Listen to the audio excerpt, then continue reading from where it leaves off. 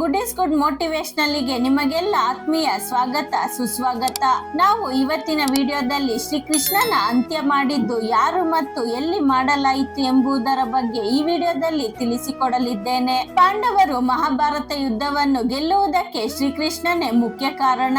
ಪಾಂಡವರಿಗೆ ಮಹಾಭಾರತ ಯುದ್ಧದಲ್ಲಿ ಗೆಲುವನ್ನು ತಂದುಕೊಟ್ಟ ನಂತರ ಶ್ರೀಕೃಷ್ಣ ಮರಣ ಹೊಂದುತ್ತಾರೆ. ಕೃಷ್ಣನ ಮರಣ ಹೊಂದಿದ ನಂತರ ಆತನ ಅಂತ್ಯ ಸಂಸ್ಕಾರವನ್ನು ಯಾರು ಮಾಡಿದರು, ಯಾವ ಸ್ಥಳದಲ್ಲಿ ಶ್ರೀಕೃಷ್ಣನ ಅಂತ್ಯಕ್ರಿಯೆ ಮಾಡಲಾಯಿತು? ವಿಷ್ಣುದೇವನು ಲೋಕ ಕಲ್ಯಾಣಾರ್ಥವಾಗಿ 24 ಅವತಾರಗಳಲ್ಲಿ ಕಾಣಿಸಿಕೊಂಡಿದ್ದಾರೆ. ವಿಷ್ಣುವಿನ ಅವತಾರಗಳಲ್ಲಿ ಶ್ರೀಕೃಷ್ಣನ ಅವತಾರವು ಒಂದು. ವಿಷ್ಣುವಿನ 24 ಅವತಾರಗಳಲ್ಲಿ 10 ಅವತಾರಗಳು ಅತ್ಯಂತ ಪ್ರಮುಖವಾಗಿದ್ದು ಇವುಗಳನ್ನು ದಶಾವತಾರವೆಂದು ಕರೆಯಲಾಗುತ್ತದೆ. ವಿಷ್ಣುದೇವನ ದಶಾವತಾರಗಳಲ್ಲಿ 8ನೇ ಅವತಾರವೇ ಶ್ರೀಕೃಷ್ಣ.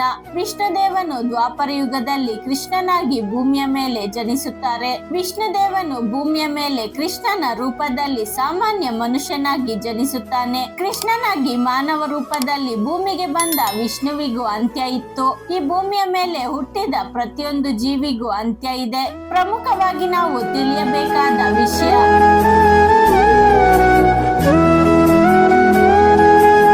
ಮಹಾಭಾರತದಲ್ಲಿ ಕೃಷ್ಣನಾಗಿ ಜನಿಸಿದ ವಿಷ್ಣುದೇವನು ಪಾಂಡವರು ಮತ್ತು ಕೌರವರ ನಡುವೆ ನಡೆದ ಮಹಾಭಾರತ ಯುದ್ಧದಲ್ಲಿ ಪ್ರಮುಖ ಪಾತ್ರ ವಹಿಸಿದ್ದರು. ಮಹಾಭಾರತ ಯುದ್ಧದಲ್ಲಿ ಶ್ರೀಕೃಷ್ಣನು ಅರ್ಜುನನ ಸಾರಥಿಯಾಗಿ ನಿಂತು ಪಾಂಡವರ ವಿಜಯಕ್ಕೆ ಮೂಲ ಕಾರಣನಾದರು. ಕಲಿಯುಗದ ಆರಂಭ.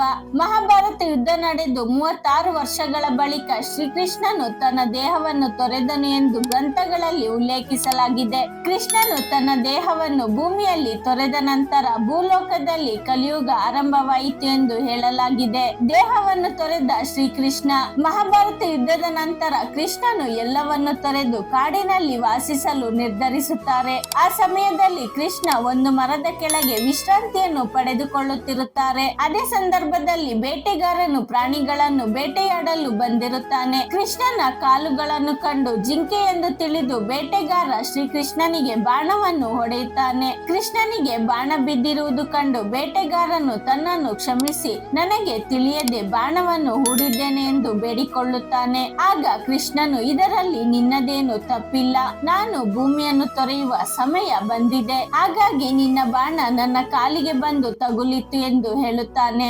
ಶ್ರೀಕೃಷ್ಣನ ಅಂತಿಮ ಸಂಸ್ಕಾರ.